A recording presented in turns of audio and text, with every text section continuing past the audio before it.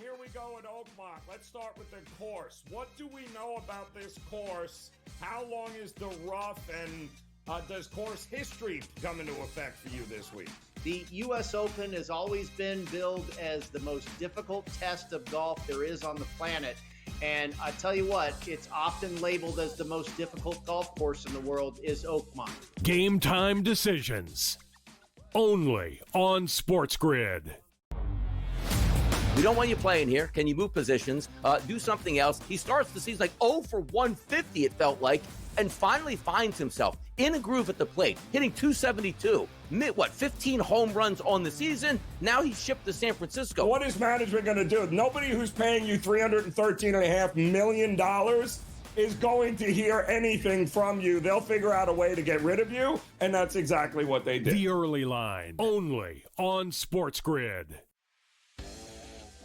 Every 5 days, it's really exciting when Skeens pitches, and it's terrible watching him pitch because every time he pitches, they don't score. Having him hit the lineup probably would actually help when he pitches. There's no way to do it because you can't, but yeah, it's beyond frustrating. And the numbers will tell you, the books have adjusted. Pharrell Coast to Coast, only on SportsGrid. Dialing it back to his old days with St. Louis and Arizona. Buy or sell, Goldie will finish top 7 in fantasy first baseman. No, I'm going to say no. I think he'll fall off. Older player here, he'll be top 10, but not top 7 here. Top 10, I would say, yeah, I'd buy it. Top 7, I'm going to say no here. I think he'll put up decent numbers here. Not as good as he was. I don't think he's going to bat 340, 350 all year long. Fantasy Sports Today, only on SportsGrid.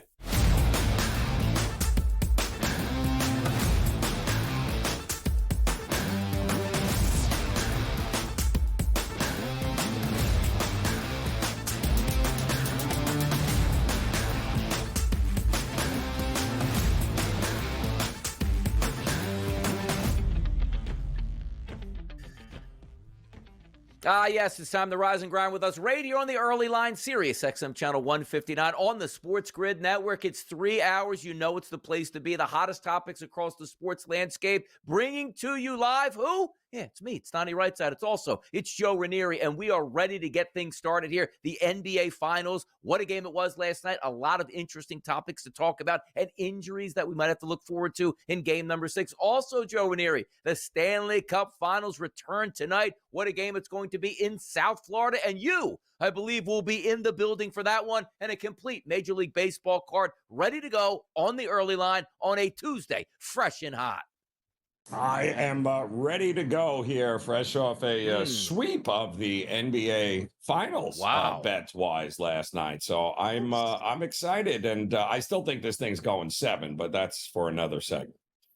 Yeah, we'll certainly find out about that. For me yesterday, I like the 9.5 points. And again, OKC, man, this is a 2-point game we'll get to in just a few moments. Midway through the fourth quarter, end up winning and covering for the Thunder. The game does go over the posted total, and Chet Holmgren did get double-digit rebounds. Love to see that. So let's get into it here. The 7 and 7, the hottest topics across the sports landscape, which included, yes, the NBA Finals, game number 5 last night from Oklahoma City. You see the graphic there. The Thunder, 120 points, 109 for the Pacers. The Thunder take a commanding 3-2 series lead last night, and a lot of intrigue in that game, because if you were watching the box score and said, wait a second, is Tyrese Halliburton actually going to show up in this game? Injured in the first half, struggling with the calf injury, but that didn't bother OKC's. They were the better team all the way through, but it did get a little chippy in the fourth quarter there, Joe.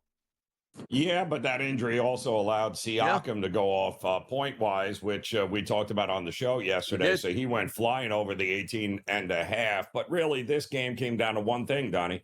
Came down to turnovers. And the Indiana Pacers had 23 of them for 32 points for Oklahoma City. And that was your ball game right there. Otherwise, this would have been very familiar to what we've gotten in the first 5 games.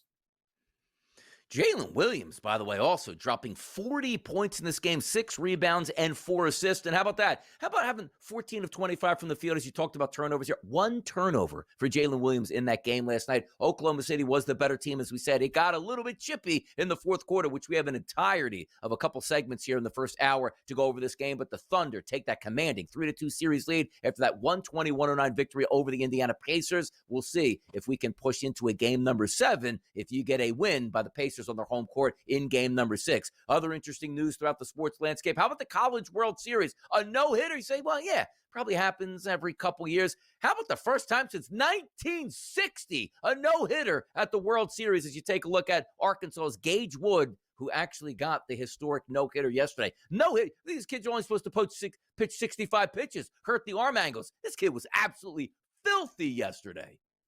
Donnie, it should have been a perfect game, which is even crazier if he didn't actually hit a batter, which is the only person that reached base for Murray State was because of a hits batsman. It is so hard to do what this kid did yesterday with aluminum bats. Last player, by the way, trivia to do it, Oklahoma State's Jim Wixon in 1960 versus North Carolina. So, yeah, it doesn't happen very often, and it certainly doesn't happen in the era of aluminum bats. 19 strikeouts in that game for Wood. Absolutely filthy performance. And as he said, he was excited for that win, but more importantly, excited that they lived to fight another day out there in Omaha. An unbelievable performance, something that certainly doesn't come around any day here. As you talked about, I think it says 1 in 1950 they had a no-hitter, and 1 in 1960, and now 1 in 2025. Absolutely incredible performance. If we're talking about pitchers, how about Shohei Ohtani returning back to the mound here after over 660 some odd days here? Pitches the first inning, gives up a base hit, and also scores a run. But they won the game here, and that's the most important thing. But look at that, Ohtani. 1 inning, 2 hits, 1 earned run, 28 pitches, but also 2 for 4 at the plate. No big deal with a couple stakes, Joe Ranieri. Yeah, but the big thing to me was triple digits, which he hit a few times in that first inning. So the command and the location and all of that good stuff, mechanics will come.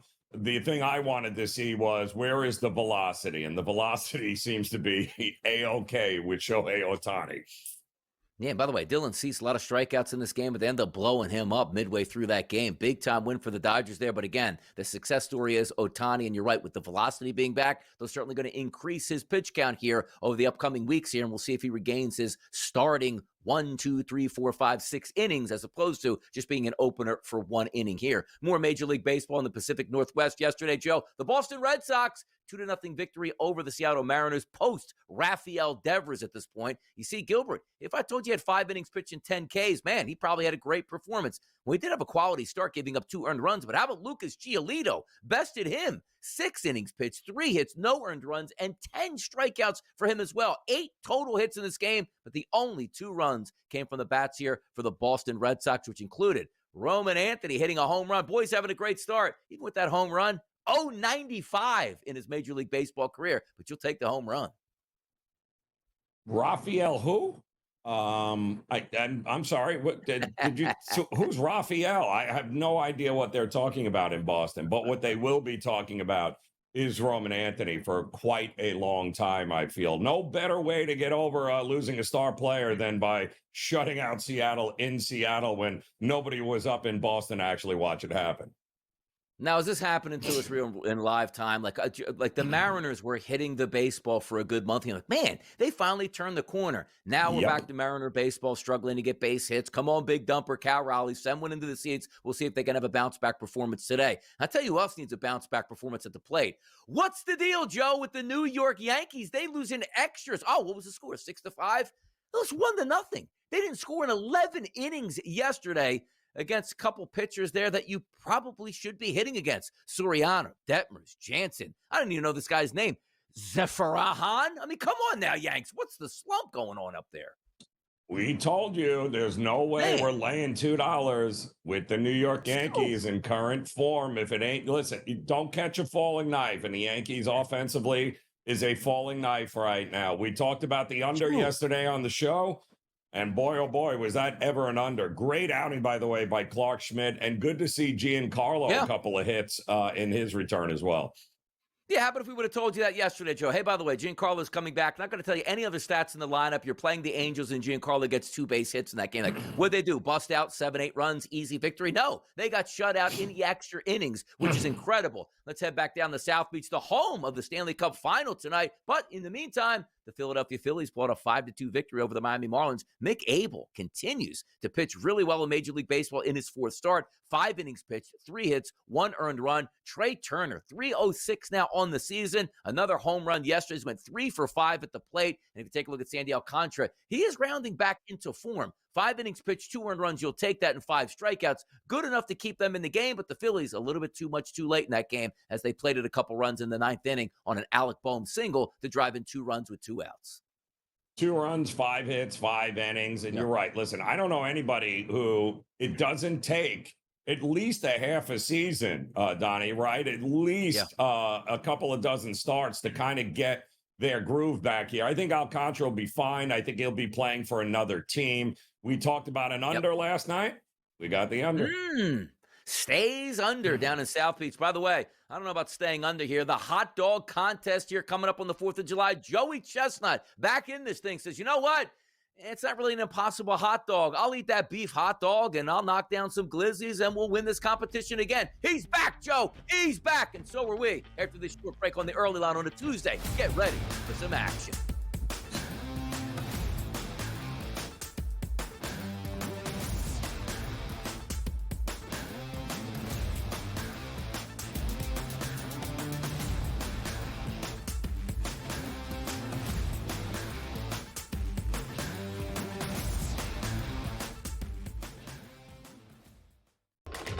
Enter into the magical world of McLuck.com, where even the smallest of spins can win real cash prizes. Adventure into over 1,000 of the best Vegas-style slot games. So what are you waiting for? Unlock your free welcome offer today. Join the fun where winners play and players win. 2 guys that can do it all. Too much electricity this morning. This is a good time. We're having a lot of fun. I had to do a triple take. Ka-ching! Why? Because of parity. I didn't mean to offend. Yeah, it's not going to happen. Load management is a dirty word. Let him rip. You know what? Circumstances provide the results. What? How do you do this one? Oh, Donnie, you got such a good show there. A network that is booming. The Early Line, only on SportsGrid. The game is on. The stakes are high. But the action isn't just on the field. He's rearranging that rim. Get it inside! SportsGrid's in-game live. Your ultimate second screen experience. Just a little flyer, couple of 15.5 point live line. Every prop, every play, every day. Anything can happen. That's complete chaos. It's smarter to be on SportsGrid. We're going to go through every single thing, and I've got a great team behind me that's going to help me get the job done. I want this to be the place that people come to. There is going to be an energy to game time decisions that you will feel night in and night out. We are going to hit every single one of those markets that you need to know about. We will have everything at our disposal, and we will use that to our advantage. There is not going to be a better place, I promise you, than Game Time Decisions. I'm Kevin Walsh. Tune in to Game Time Decisions weekdays on SportsGrid.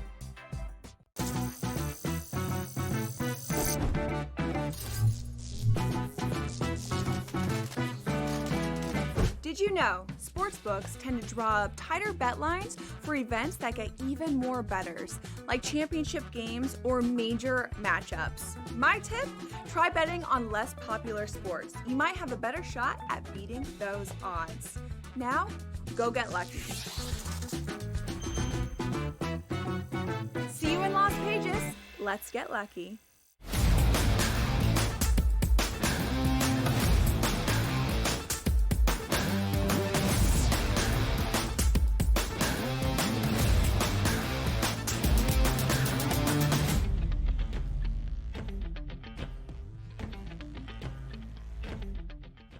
The NBA Finals, we are here, and some people are saying, like, "But we're lucky we even got to a game number 5." But you know what? Regardless of the outcome last night, we told you we'd at least get a game number 6 back in Indiana. The only question was going to be, Joe Ranieri, who would have the series 3-2 lead? Well, it turns out it was the Oklahoma City Thunder in a 120-109 victory yesterday, which saw an exciting fourth quarter, and the Pacers, as they always do, battle all the way back within 2 points after a Pascal Siakam three-point shot. But it was the Thunder carrying it down the stretch. They get the win and the cover, and the game goes over the total. So yesterday, when we were lining this game up at game time here at the FanDuel Sportsbook, we had a 9-point favorite here for the Oklahoma City Thunder. And again, they won by 11 points. The total, which opened up around that 224.5, did drop at game time as well, easily hitting that total with a big fourth quarter that saw 63 total points. But the questions pop up. We knew the home team would play better on their home court. Typically, that's what they do. But also, Jalen Williams, 40 points in this game. SGA, 31 points in this game.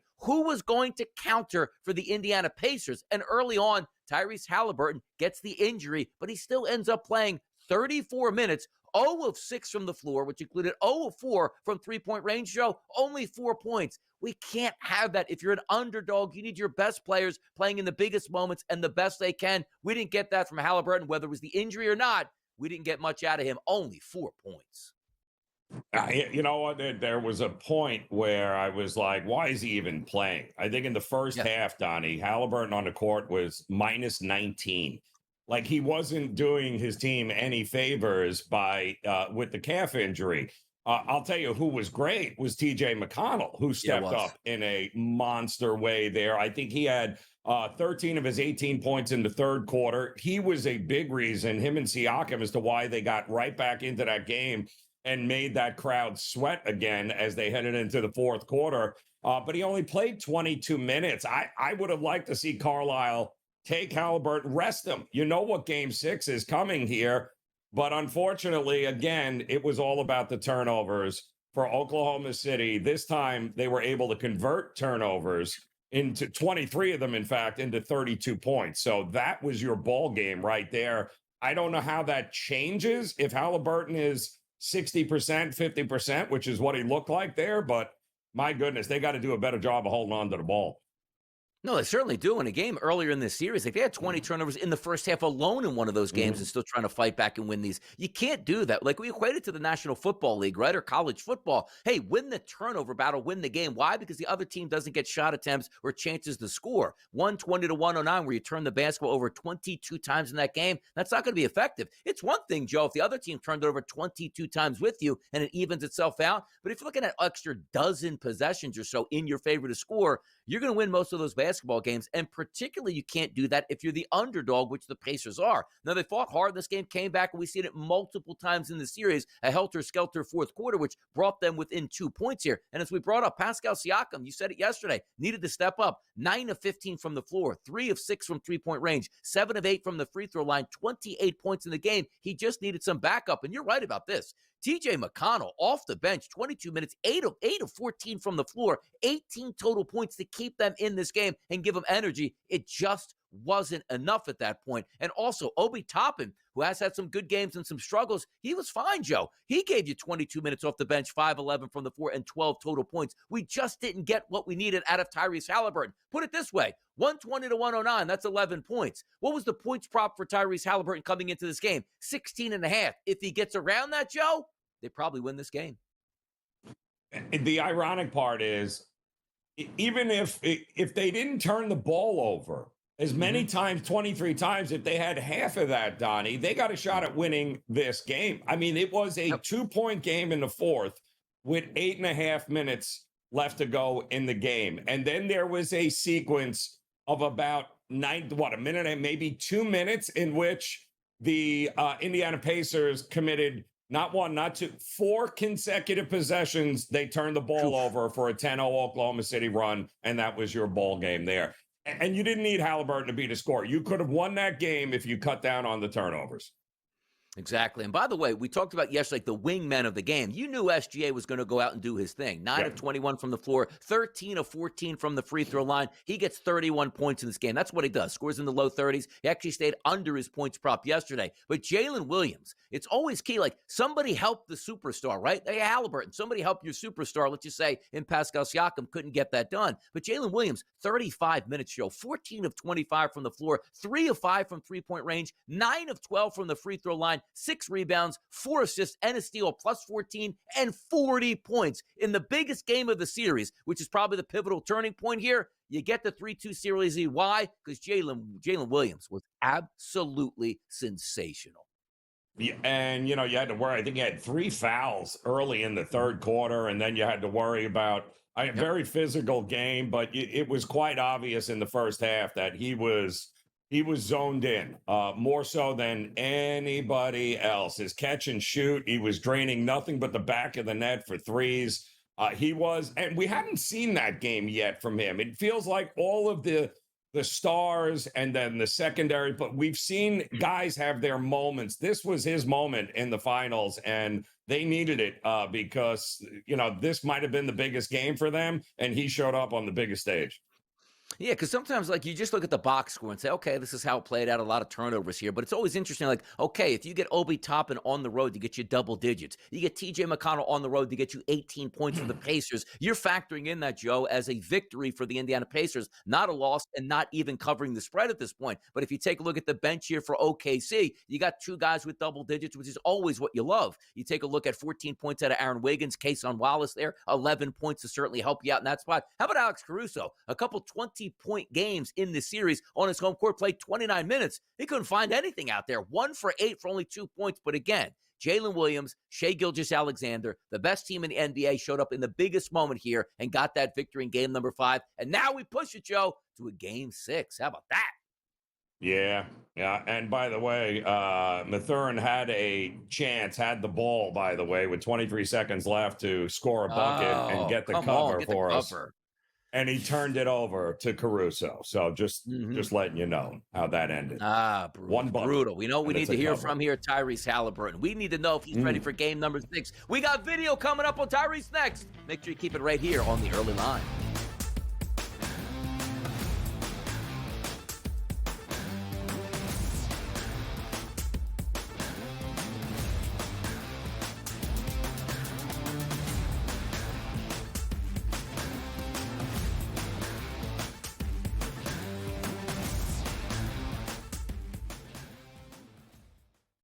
On June 25th at 7:30 p.m., ditch the guesswork.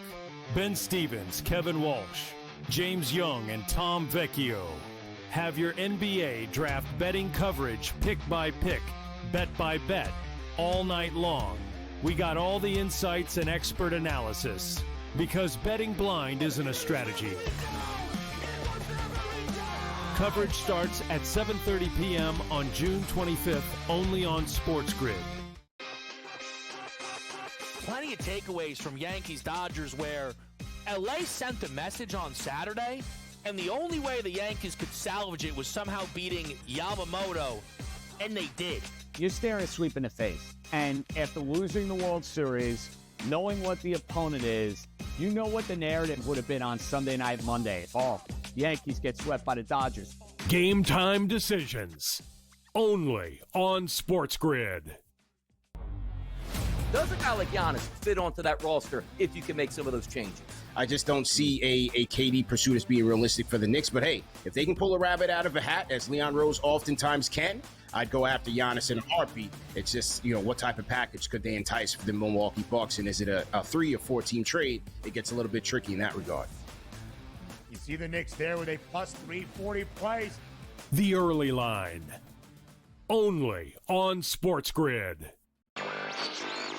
The Minnesota Vikings, J.J. McCarthy, who had such a good training camp last year, and it looked like he was pretty good, I believe, in the preseason, if I'm not mistaken, ended up going down for the full year. The Vikings are still obviously committed to him. They knew that McCarthy was going to be available at some point in June. And McCarthy actually went on record last week and confirmed 2 weeks ago he was cleared medically. He did work last week. And he's going to be their starter. Newswire, only on SportsGrid.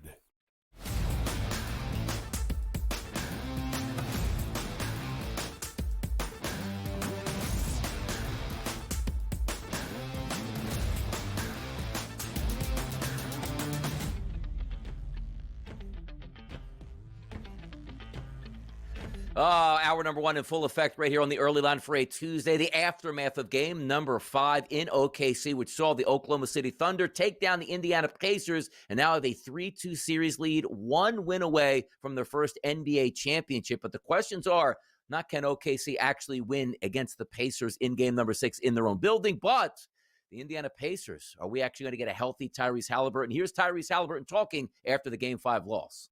Tyrese, Rick said that there was a discussion at halftime about whether you should keep going or not, and that you insisted on playing, even though you're obviously laboring. What went into that decision, and how can you explain kind of how limited you were out there? I mean, it's NBA Finals.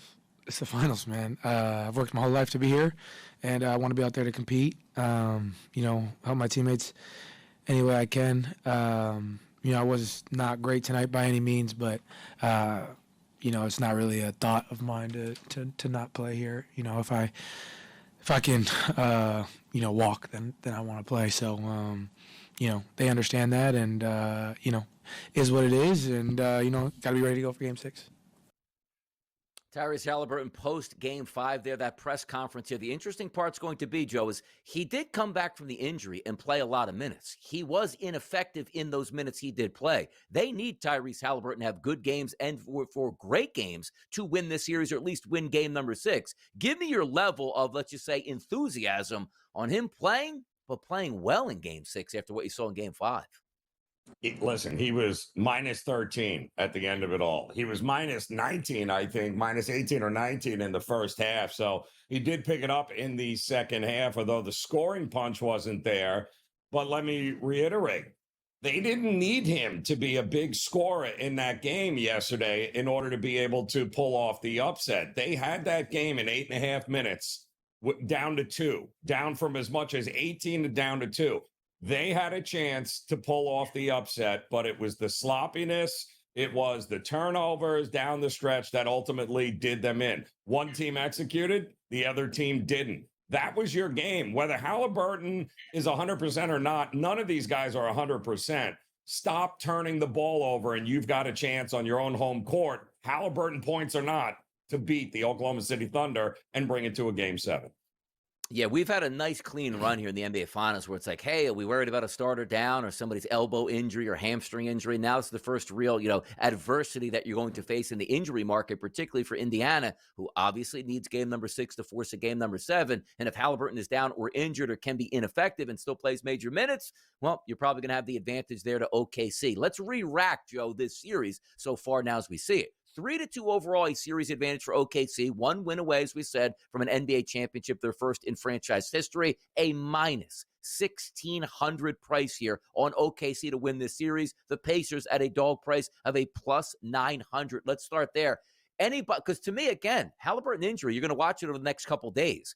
That's a key injury because if you say the Pacers at 9-1, boy, that's a lot. They can win game number 6 on their home court. Do I think they can win a game number 7? Probably not. But are we laying 16 minus 1,600, I should say, in this series for an OKC win? What did it open up at? 5 now, I think, this next game. So 5, 224.5. And again, that total went flying over. I don't know that. I think the best bet here is that if you like the Pacers, this thing going 7 games at plus 172 plus the Pacers on the money line could make your, these last couple of games could make yourself some money if you think the Pacers have what it takes to get to 7 games. There's money to be made here backing the Pacers. And I think they're very much alive because Oklahoma City has shown they are a different team, Donnie, on the road than they are at home. I think the Pacers are very much alive for Game 6.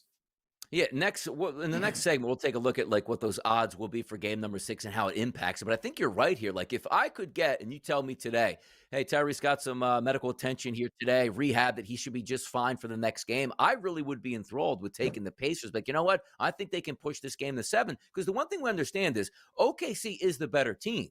But if you watch the first 5 games, in no way, shape, or form is the Indiana Pacers outmatched. And even if they are at times in the game, they've always shown the propensity to come back and be able to even these games up or even win these games outright. As you see now, it's just a 3-2 series heading into game number 6. Game number 6, where it all ends, you're figuring OKC wins that. That's a minus 200 price here for it to end in 6. But I'm with you. I look at that price point and say on that graphic, it's a plus 172, Joe. How about live on the FanDuel Sportsbook? It's now down to a plus 168. So a lot of people, Joe, having the same thoughts as you, saying, you know what? You're going to get a kitchen sink effort out of the Pacers, thinking they can win that game, force it to a game number 7, and who cares who wins? As long as it gets to a game 7, you cash a nice ticket here. It's Joe Ranieri, Donnie Rightside, reviewing game 5 of the NBA Finals, and that continues next.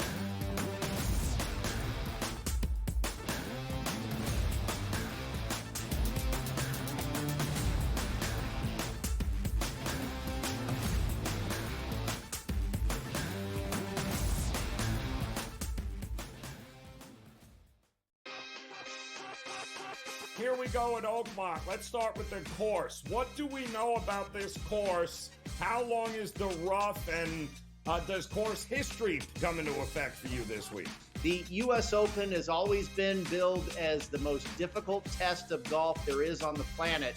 And I tell you what, it's often labeled as the most difficult golf course in the world is Oakmont.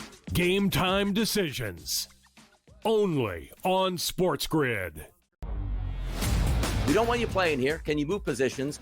Do something else. He starts the season like 0 for 150, it felt like, and finally finds himself in a groove at the plate, hitting 272. 15 home runs on the season? Now he's shipped to San Francisco. What is management going to do? Nobody who's paying you $313.5 million is going to hear anything from you. They'll figure out a way to get rid of you, and that's exactly what they did. The early line, only on SportsGrid. Every 5 days, it's really exciting when Skeens pitches, and it's terrible watching him pitch because every time he pitches, they don't score. Having him hit the lineup probably would actually help when he pitches. There's no way to do it because you can't, but yeah, it's beyond frustrating. And the numbers will tell you, the books have adjusted. Pharrell coast to coast, only on SportsGrid. Dialing it back to his old days with St. Louis and Arizona. Buy or sell, Goldie will finish top 7 in fantasy first baseman. No, I'm going to say no. I think he'll fall off. Older player here, he'll be top 10, but not top 7 here. Top 10, I would say, yeah, I'd buy it. Top 7, I'm going to say no here. I think he'll put up decent numbers here. Not as good as he was. I don't think he's going to bat 340, 350 all year long. Fantasy Sports Today, only on SportsGrid.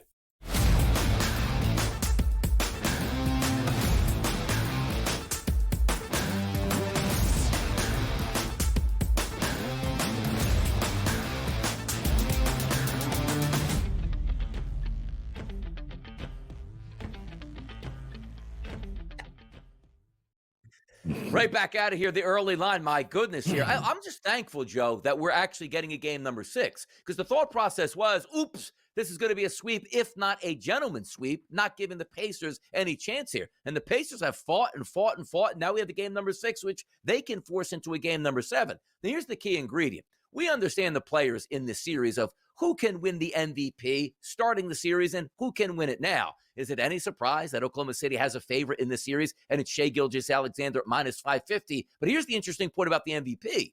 Look at Jalen Williams now at a 7-1 price. It's legitimate now. This guy's playing good basketball, but you still have to go over the stigma. Like, yes, all the way through. SGA, best team in the NBA. SGA, the MVP. SGA, the MVP of the Western Conference Finals. SGA, the conference finals MVP into the finals, and he wins that as well. Let's start here.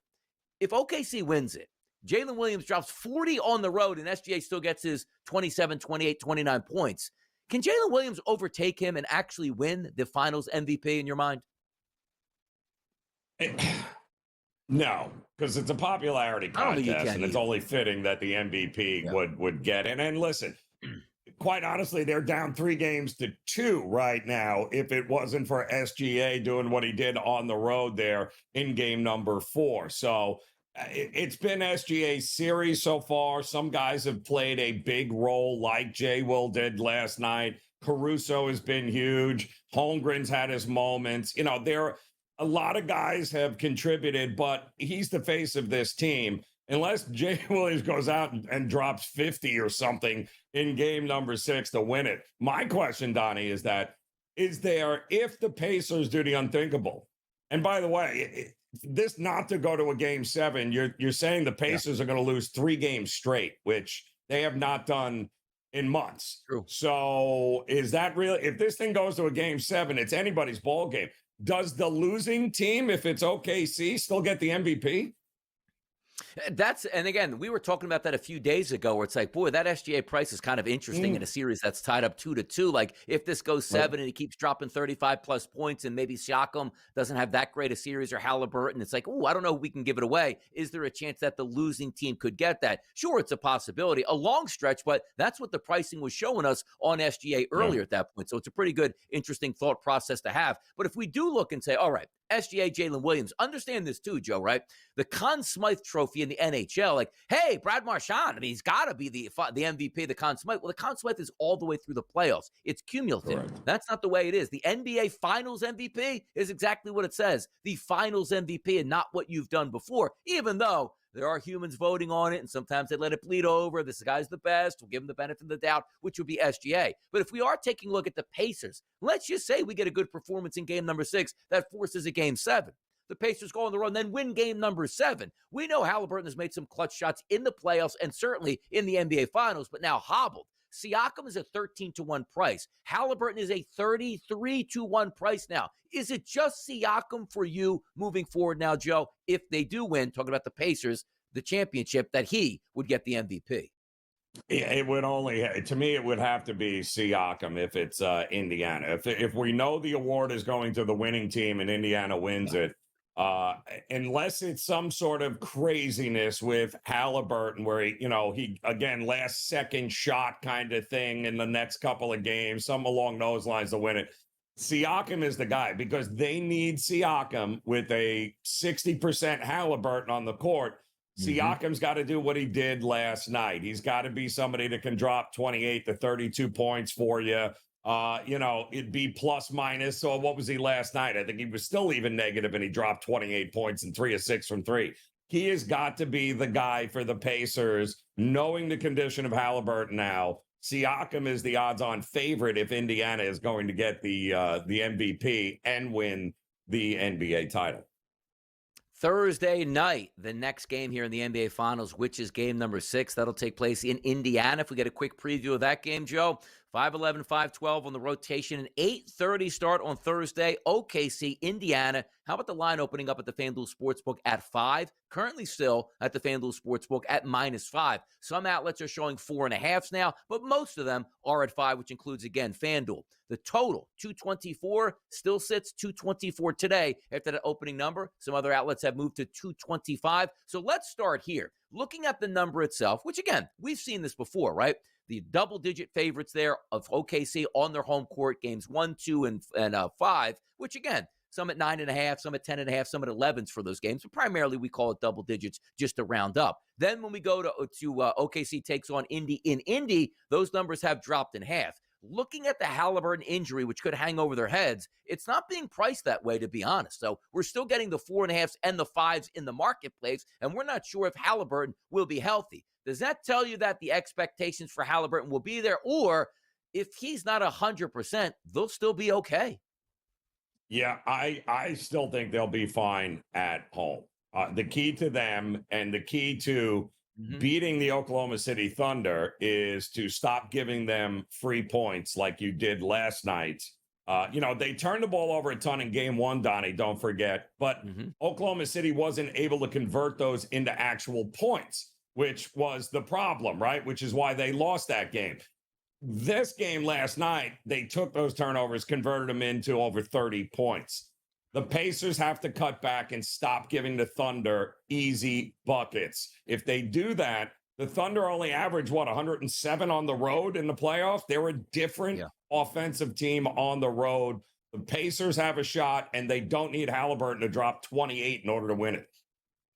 That's the interesting part's going to be because, as he said in that post-game press conference we just did in the last segment, it's like, look, I fought hard to get here. It's the NBA Finals. It's game number 6. Like, you're not going to keep me away from this game. So the expectations are obviously that he's going to play. Heck, he played a lot after he got injured in that game. The question's going to be, Joe, the recovery process for today and tomorrow to be like, you know what? I still think I'm fine. I can still hang in there and got some good treatment on it, and I feel good for game time. But let me ask you this question. because we'll take a look, let's just say, at the points props for Tyrese Halliburton if they come up. I doubt they're up right now at the FanDuel Sportsbook. But does that mean extra shots around, which you would double down on maybe a Siakam, or does TJ McConnell get 30-plus minutes here in game number 6? It's like, hey, if you're going to hang a 7.5 or an 8.5 points prop with him, you automatically just take that over. Well, McConnell was huge last night. And again, why he was only played 22 minutes is beyond me. He was one of the only guys that was in plus territory. I think he was +4 on the court, but he had 18 points. He only played 22 minutes. And I don't understand why that is. I think Carlisle's got to go to the hot hand. You're going to need McConnell to come up. You're going to need Nembhard to show up. You're going to need Nace. They have plenty of shooting. It's not an issue. They have plenty of shooting. They don't need Halliburton necessarily to be the scorer. They need him to be more of a facilitator and at the very least a decoy. Yeah, how about this, too? I am on the FanDuel Sportsbook right now checking in. They do have the props up here for game number 6. TJ McConnell's listed at 9.5 at a +100. You're not even getting a big discount on Halliburton. He was 16.5 last night healthy. He's 14.5, where we don't know how healthy he's going to be. So for my money, I look at that and say, automatically right now, I'm thinking under 14.5 for Halliburton and maybe a bump for TJ McConnell. But again, McConnell's now up to double digits. Right. He's going to have to take that down. Do we think he can score 18 points in a game? I mean, maybe he can, but also that means other guys having the opportunities to get more shots here. Yeah, exactly. If we take a look at Siakam, he's only 20.5 points. So if you know Halliburton's down, that's usually 10 to 15 shots he possibly would take. Somebody else has to pick up the slack, and there's no way, Joe, right? The Pacers win game number 6 with Siakam with 16 points, right? There's no way that happens. I didn't think it was last night either at 18.5 on the road, and I liked it. But listen, keep in mind, Halliburton's not the leading scorer on this team. He's not a score-first guy. That's not his game. So he'd much rather get a rebound, create transition, create the pace. That's who he is, not a scorer. So I don't think they need him to be that guy in order to win this game. SGA at 33.5, Jalen Williams at 23.5. Game 6 coming up shortly here. Let's get to Major League Baseball. It's showtime.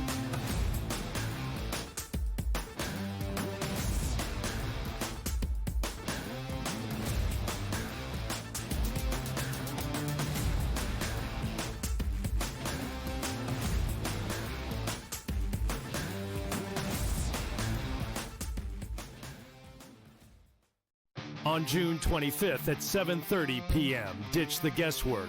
Ben Stevens, Kevin Walsh, James Young, and Tom Vecchio have your NBA draft betting coverage pick by pick, bet by bet, all night long. We got all the insights and expert analysis, because betting blind isn't a strategy.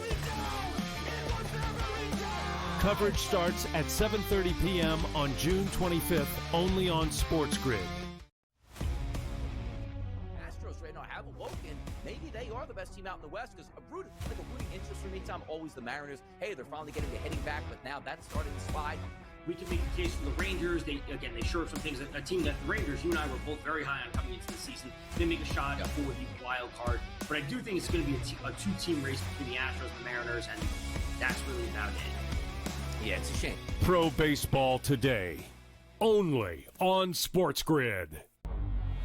Does a guy like Giannis fit onto that roster if you can make some of those changes? I just don't see a KD pursuit as being realistic for the Knicks. But hey, if they can pull a rabbit out of a hat, as Leon Rose oftentimes can, I'd go after Giannis in a heartbeat. It's just, what type of package could they entice for the Milwaukee Bucks? And is it a 3 or 4 team trade? It gets a little bit tricky in that regard. You see the Knicks there with a +340 price. The early line, only on SportsGrid.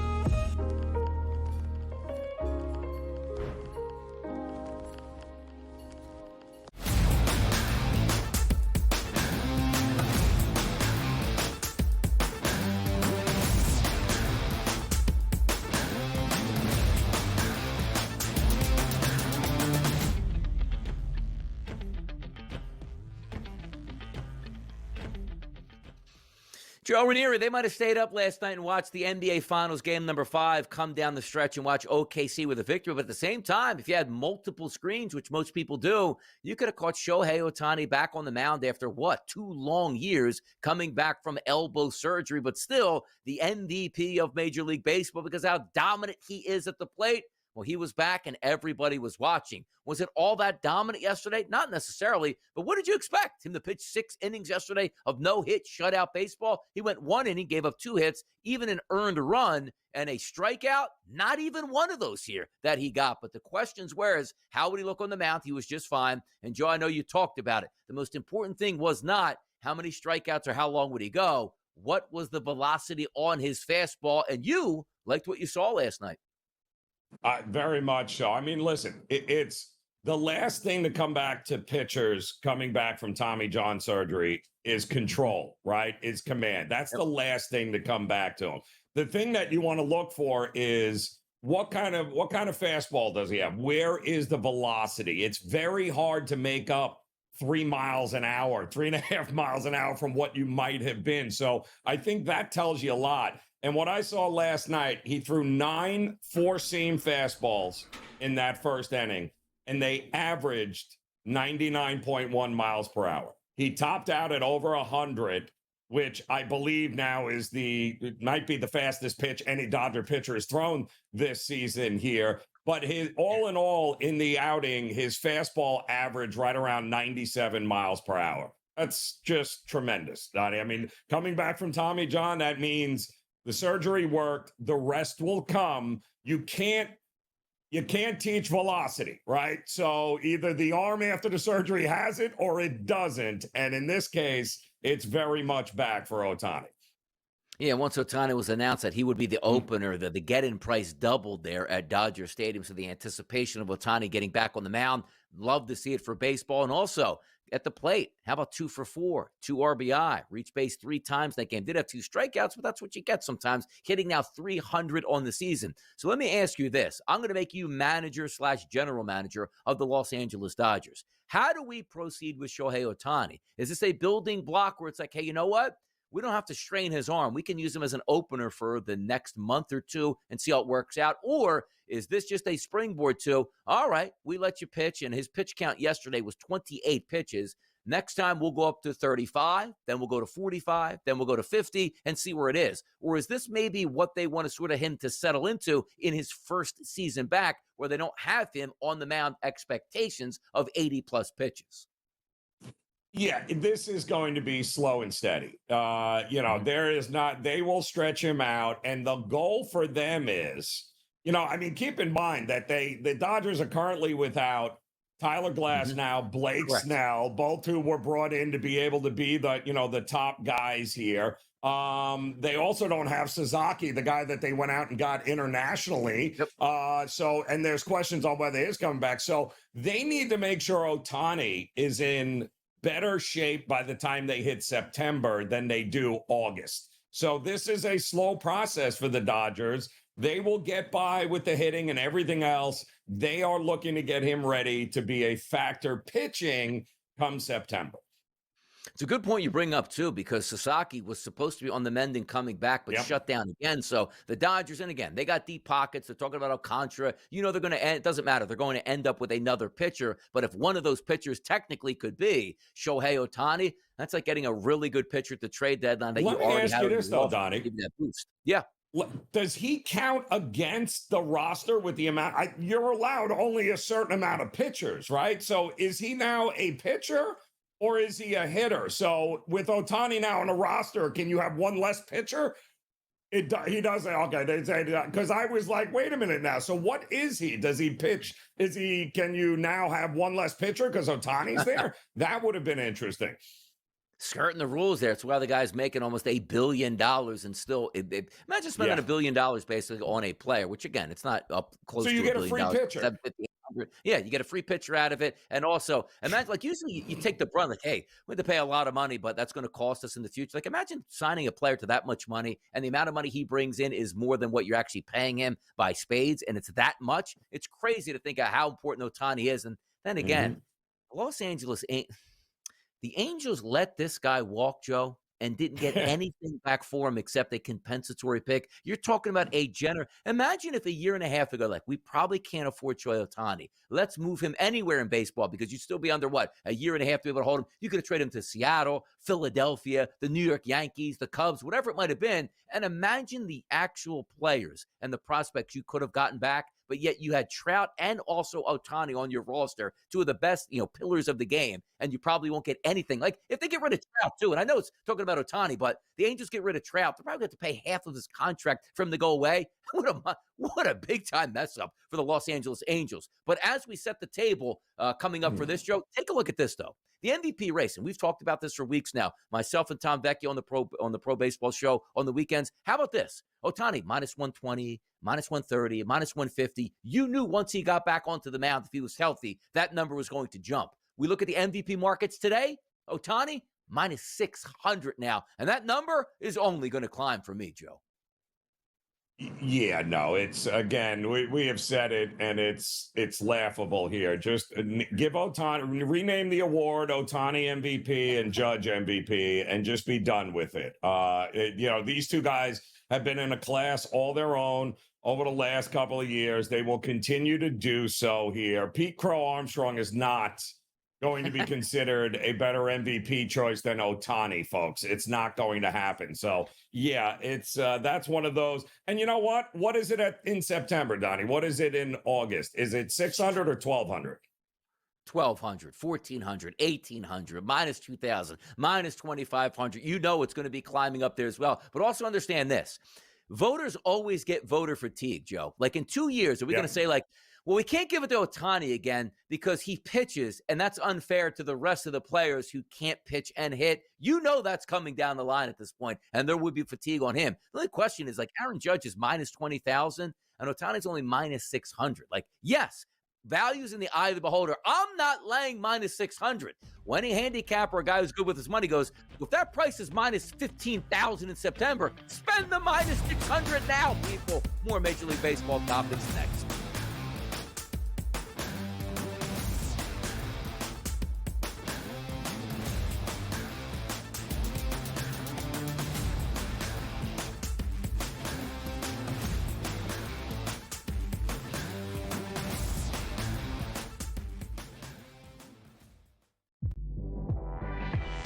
Their team total is 19.5 wins. I told you to go under, and it's by far the best bet I have recommended on this network in 4 years. They can't get out of their own way, and now Sloot is out for the year. Let's hope Sloot gets back, because I respect the hell out of Sloot, and I want her to go out on her own terms. Hopefully we'll have her back for the 26th season. Betting above the rim, only on SportsGrid. I got a feeling Pittsburgh's going to the Super Bowl. I got a feeling there is no chance they're going to the Super Bowl with Aaron Rodgers. I'm just kidding. They're still not expected to have over 8.5 wins. They're still not expected to have a winning record. Now, I know things could change for the next 24 hours. I get that.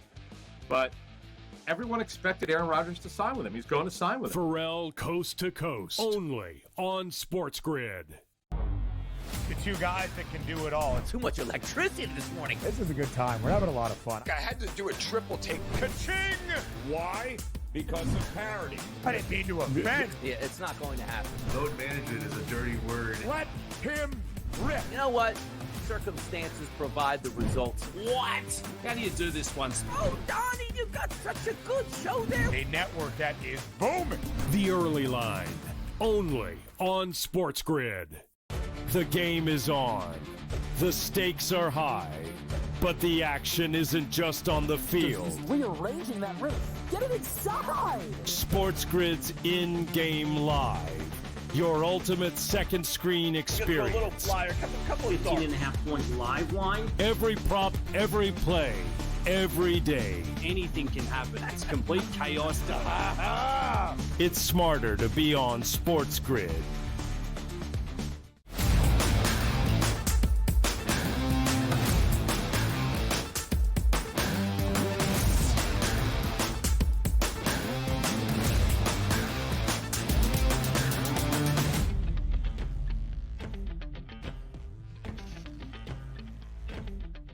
Talking about Shohei Ohtani and the damage that he can do the rest of the season in the MVP race. Currently sits at a minus 600 price right now. You know that's going higher. The guy hits 300 and he's going to pitch, and he's probably going to hit 50 home runs, 45-plus home runs. And as Joe stated, it's not going to be Pete Crow Armstrong, which, again, if Pete Crow Armstrong hits 50 bombs, we're going to have to look. Who's the leadoff batter for the Orioles, Joe? Slipping my mind. Brady Anderson. Remember Brady Anderson? Hey, I don't really hit too much home runs. Steroid era, going to drop 50 home runs here and see what happens. Like if PCA drops 50 home runs, I don't even know what I would do here. And yes, small ballpark there in Chicago. Stop the madness. It's going to be Ohtani as long as he doesn't get injured. But there are other Major League Baseball players out here making Major League Baseball debuts who one day, Joe, just might be in that MVP conversation. The number one overall prospect in baseball, Roman Anthony, hit his first home run last night and got it out of the way quickly in the first inning. And quite frankly, that was the only run that the Boston Red Sox needed in a 2-0 victory over the Mariners. Now, Anthony on the season, even with that home run, hitting .095, you get used to Major League Baseball pitching. He should be just fine at that spot. I mean, heck, with Rafael Devers hit like 0 for the first 3 months of the season and rebounded. Anthony's going to be just fine. He's going to be more than just fine here. The fact that he's been called up, they've moved on from Devers, means there's an investment in the future. And listen, Red Sox fans, Donnie, you know this, have been screaming now for, the last month and a half, like, why are we not bringing up this guy? Why is he not playing? Well, he's here, and he's here to stay now. So you'll have to grin and bear the sub-200 batting average for a little while. But once he figures it out, you'll be good to go here. I think it's the right move by the Red Sox. You got to love this, too. Like, the Red Sox win that game 2-0. Do you know what they were with runners in scoring position? 1 of 1, and that was an infield single, and they came away with that victory. Giolito on the mound, 6 innings pitched, 3 hits, no earned runs, only 1 walk, and 10 strikeouts. And after all that, got his ERA down to a 4.73. So you got a great performance at a pitcher that's not having a great season. But on the opposite end, hey, the Seattle Mariners, never a question, Joe, coming into each and every year. For the past 3 to 4 years? Young pitchers that are dominant, we just can't hit. They lose 2-0 yesterday, but Gilbert gets back on the mound. 5 innings pitched, 2 earned runs, but 10 strikeouts here. Yeah. A good sign that he's back, but a bad sign is, come on, Seattle. 1 of 9 with runners in scoring position. You get shut out against Giolito? That can't happen. Yeah, and, the third inning, I believe it was, Donnie, they had loaded the bases. Yes. They got 3 straight singles, and then they weren't able to get anything. So, and by the way, Red Sox starters, guys, keep this in mind. They have combined now for 19 consecutive scoreless innings in the last 3 games. The starters are getting it done for him. But Logan Gilbert, for a guy who hasn't pitched since the first week of the season, he looked really, really good there last night. All right, let's talk Yanks. You ready to do that here? Because I'm going to go back. Nope. Let's go 1, 2, 3, 4, 5 games for you, Joe. How about this? They beat the Royals 1-0. All right, the offense just wasn't there, but we still won. They lose to the Red Sox 2-1. They lose to the Red Sox 4-3 with an absolute explosion on offense of 3 runs. They lose to the Red Sox then again 2-0. They lose to the Angels 1-0. What happened? Now, granted, did they change the baseballs? Because we're hearing about the high seams now, the drag rate here. They must have just gave the dead baseballs to just the Yankees. Is that what I'm hearing? Yeah, of course that is right. Maybe the Yankees and the Royals seem the same. They share the same balls. I don't know what to say. The reality is it's not good. It's, and coming back from a road trip, game 1 last night, I never liked that situation, especially for a team that's been struggling, and the Yankees bats continued to struggle. Listen, 162 game seasons, you're going to get times like this. The Cubs are struggling compared to what they were to start the season, scoring runs. The Yankees will snap out of it, especially at home against a team like the Angels. I would expect more runs are coming here over the next couple of games. Yeah, and also the ebbs and flows of the Major League Baseball season. Nobody's going to play great for all April, May, June, July, August, then September. Same thing with the Philadelphia Phillies, who picked up with a 5-2 win yesterday against the reeling Marlins. Why is that big? Well, the Phillies haven't been playing great baseball as of late, but now have won 5 games in a row still without Bryce Harper in that lineup. Trey Turner stepping up there, now hitting .306 on the season. Mick Abel filling in there for an injured, starting pitching staff here. When you take a look at, when are we going to get some of our top guys back like Aaron Nola? It doesn't matter. Abel, 5 innings pitched, 3 hits, 1 earned run on the road, Joe. The fighting Phils, keeping it alive with pitching. Yeah, very much so. And it was funny because I remember when they brought Abel up, he was a spot starter. Remember? I guess he has got a spot. He's got a spot in the lineup right now, and that's the way it goes. Hour number 1 is down. Hour number 2 is next. I got a Dodgers topic here off the field I want to ask Joe Ranieri about.